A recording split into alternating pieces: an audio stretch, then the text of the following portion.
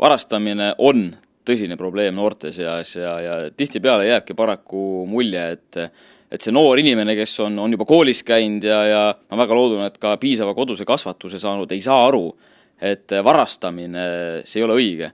See on kuritegu tihti ja varastamine võib viia vangi. See on väga tõsine probleem ja on väga kurb, et noored ei saa aru sellest, et varastada ei tohi. Kaameratega on kaetud põhimõtteliselt jaekaubanduses kogu müügisaali pind, lisaks siis kaubalaadimisalad ja kassaesinetsoon ka. No põhimõtteliselt on kaamerat võimalik vaadata ära näiteks inimesel käes oleva rahatähe number, on võimalik lugeda kas või ajalehte, et see kvaliteet on live-pildi jälgimisel väga hea. Ühiskonnas on arusaam, et pättusi teevad rohkem poisid. Samas on praktika näitab, et kaupluse vargustel tavastatakse rohkem tüdrukuid. Tüdrukute meeliskaup, millega on siis varguse vahele jäädud, on laias laastus kosmeetika ja sellised ehted ja ilutooted.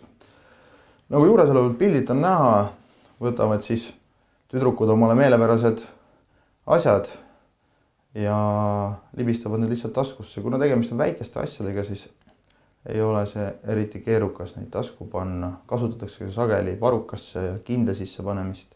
Aga nagu näha on, ei jää kaamerale midagi nähtamatuks. Siis siin on näha, et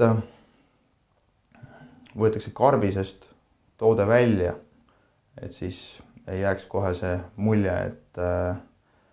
et tegemist on uue asjaga. Ja siin on nüüd näha selline koostöö või turvatöötajatele jälgide segamine, et see toode pannakse teise kohta riiulisse, kus siis kaasosaline tuleb ja paneb selle taskusse. Ja kui kaubad on välja valitud, ega siis midagi muud kui kauplusest minema. Kaameraga olukorda jälginud turvatöötaja informeerib ka kaupluses olevaid teisi turvatöötajaid ja varguse sooritanud tüdrukud peetakse kinni. Et turvatöötajad on kõik sidevahenditega varustatud ja pidevalt jagatakse omavahel seda informatsiooni. Palun pange oma asjad kõik laua peale.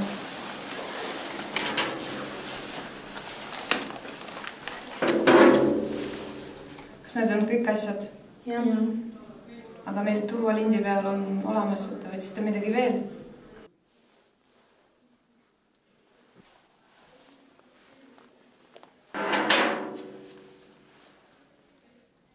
Sageli tuleb ette juhtumeid, kus lapsed kaupluses käies söövad koha peal siis kommi, viinamarju ja kõike sellist lahtiselt müüdavat maitsvat kraami. Nagu siin pildid näha on antud juhul viinamarjad need, mis hästi maitsevad.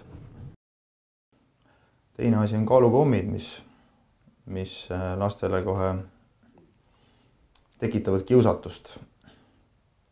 Sest et nad on ju nii hästi sealt võetavad ja saab ju kohe suhu selle panna.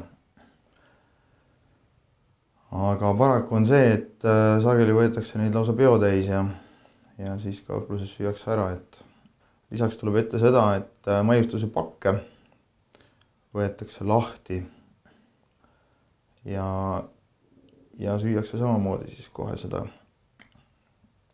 kaupa seal samas müügisaalis.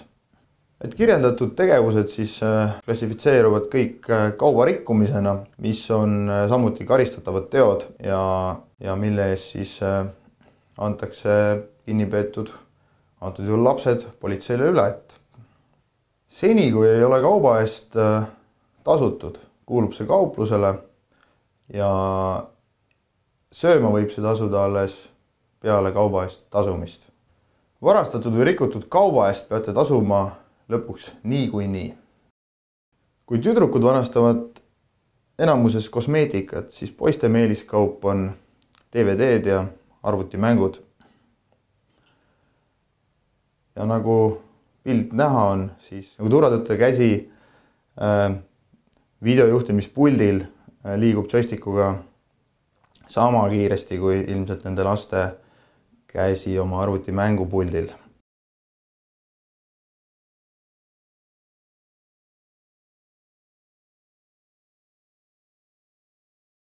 Nagu juures olevad pildilt on näha, võtavad poisid 3 arvutimängu ja panevad need korvi. Ja väga selgelt on aru saada, mitu eset korvi pannakse. Ühesõnaga, videosalvestus on sellise kvaliteediga, et on võimalik ka suhteliselt väikseid asju arvuliselt lugeda, et palju keegi võttis neid. Videosalvestuselt on näha, tekkis poistel nüüd huvi särki proovima minna proovikabiini. Et huvitav, mitme plaadiga sealt välja tullakse.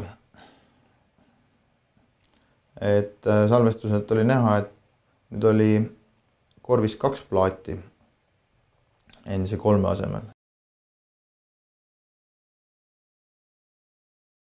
Särk pannakse ilusti tagasi. Nagu näha, pannakse 1 plaat tagasi riiulisse, 1 plaat on korvis ja 1 plaat on teadmata kus. 1 plaadi eest siis tasutakse. Üldiselt on see suhteliselt levinud tegevus, et proovikabiinis pannakse kaup kotti või põue või peidetakse see ära, kuna see on kaupluses üks koht, kuhu videokaamera silm ei ulatu. Turvatöötajad on antud olukorda jälginud. Poistega minnakse turvaruumi.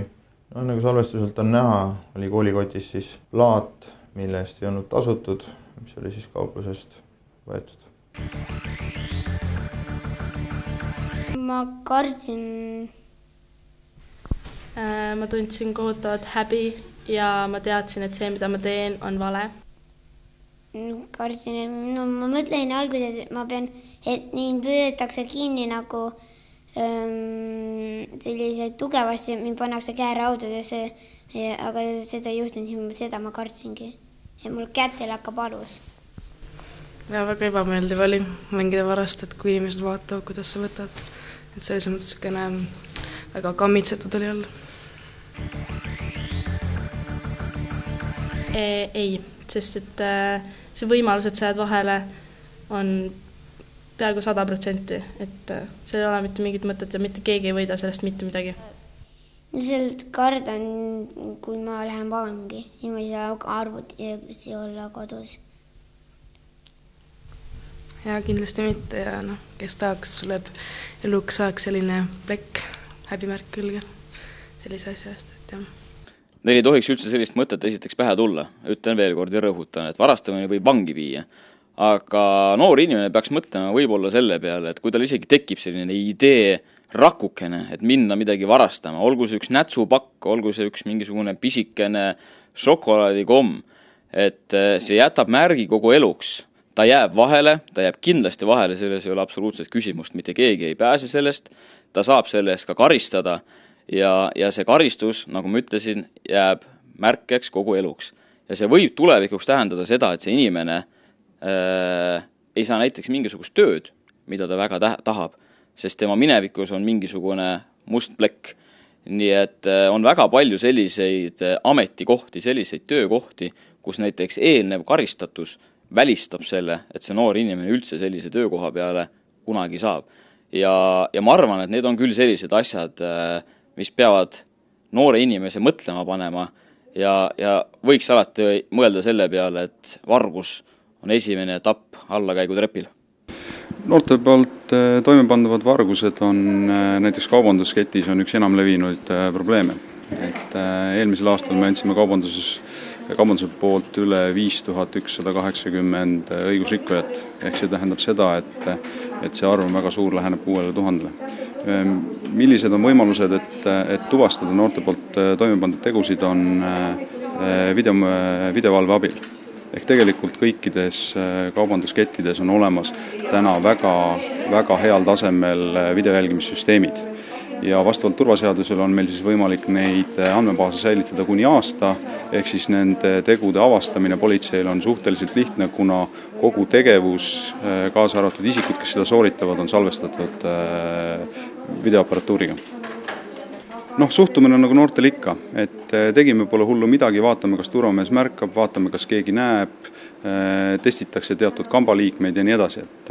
Et selles mõttes tundub ta sellise lapsemänguna, aga reaalselt hakkab see elu segama võib-olla hoopis siis, kui on kooli lõpetamine ja sisenemine tööjõuturule.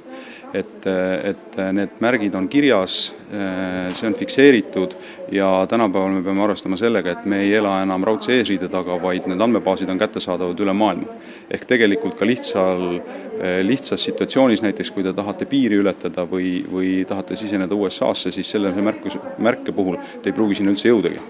Tänapäeva turvalisuse kontseptsioon kauplustes on selles mõttes muutunud, et kui te ei näe seda turvatöötajat seal lettide vahel, siis see ei tähenda, et kauplust ei jälgita. Täna ongi tegelikult selline inimtööressurss viidud miinimumini, sellepärast et inimest on vaja ainult selleks, et sündmus fikseerida, keegi politseile üle anda. Kogu töö toimub operatiivselt videokaamerate ja video jälgimise vahendusel. Ja see töö, kogemused on näidanud, see töö on nagu oluliselt efektiivsem kui puhtalt inimese liikumine kuskil müügisaali pinnal. Ja ükskõik, mil moel te seal müügisaalis olete, igal juhul te olete nagu selles mõttes jälgimise all, et turvatöötajatel kujuneb välja oma töökogemusega selline seitsmes meel või kuidas seda nimetatakse, et ma olen tihti vaadanud ise, kuidas nad tööd teevad, et mina ei oska veel hinnata või mina veel ei näe, kust võib probleem tekkida, aga neil on see juba ammu kirjas ja juba nagu selles mõttes jälgitakse, et isegi kui teil see mõte käib peast läbi, siis te ei leia kõiki kaameraid üles, te ei tea, kuidas teid jälgitakse, aga kui te jõuate turvaväravate juurde, siis on nagu asi halb.